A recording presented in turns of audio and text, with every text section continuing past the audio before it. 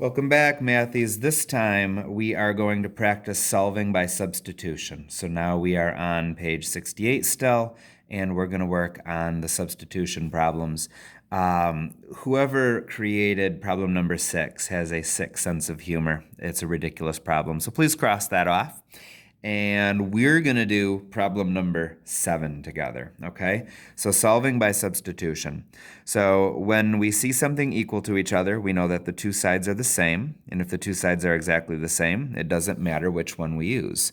So I can go up to this first equation, and I can rewrite the top. But when I get to the y, I'm not going to put a y right here. I'm going to put all of this right here instead. That will be the substitution. So let's do it. So x squared plus, I'm not going to write a y. Instead, I'm going to put a parentheses. I'm going to put all this there instead, because this is the same thing as y. So I can go negative x plus 4 squared equals 16. All right, so now our job is going to be to solve for x, so we can find the x coordinates of the solution. So to do that, we're going to have to make this look a little bit better. So I'm going to have to expand this out. Squared means that something's simply being times by itself. So if I want to make this look cleaner, I'm going to make a box. You're going to do the same. And we're going to take negative x plus 4. And we're going to times it by itself. So I'll put another negative x and 4 right here. And let's just finish that box. Oops. There you go. Now you can see it. Very good. Okay, so this is x squared.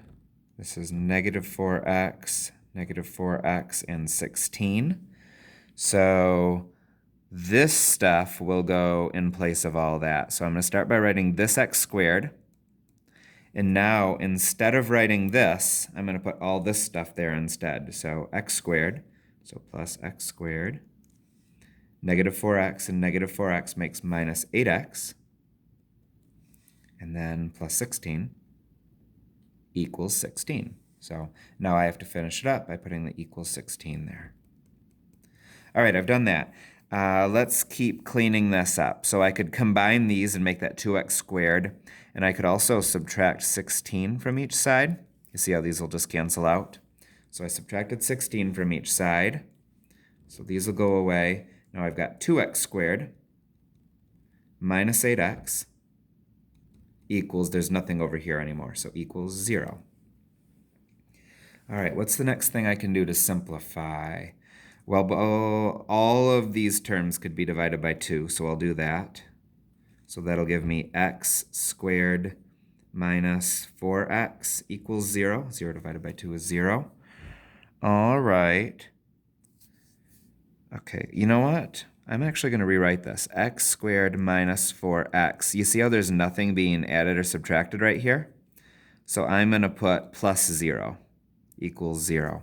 And that's going to help me because now I know I'm looking for, if you do that, go back to our factoring unit from 3.1, I'm looking for two numbers that multiply to 0 and add to negative 4. Okay, so how do I get something to multiply by 0? Well, anything times 0 is 0. So I'll put a 0. 0 times negative 4. 0 times negative 4 is 0. And if I add these numbers, I get negative 4. All right, so my solutions here are x equals, it's going to be the opposite of each. So opposite of 0 is still 0. And x equals the opposite of negative 4 would be 4. So those are the x coordinates for the answers. Now I need to know the y coordinates because the solutions are where they crisscross. So I need the x coordinate and the y coordinate.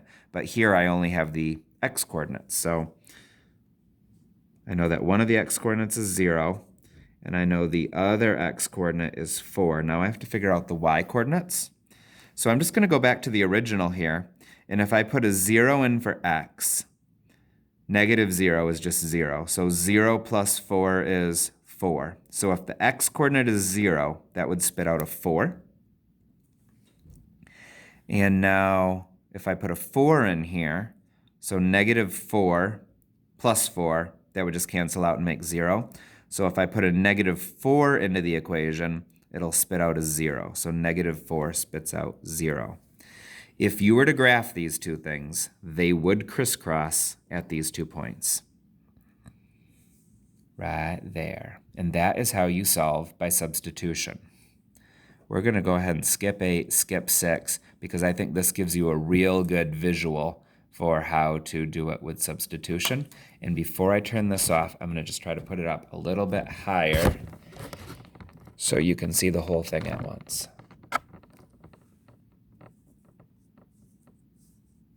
There you go. Good deal. That's substitution.